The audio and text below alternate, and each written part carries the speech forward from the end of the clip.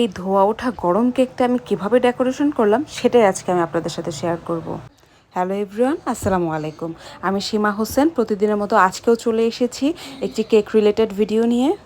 আজকে আমি আপনাদের সাথে গরম গরম একটা কেকের ডেকোরেশন টিউটোরিয়াল শেয়ার করব।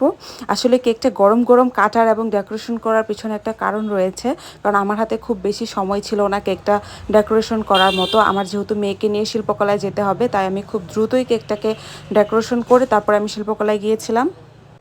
এখানে আমি 2 পাউন্ডের একটা ভ্যানিলা স্পঞ্জ কেক নিয়ে নিয়েছি।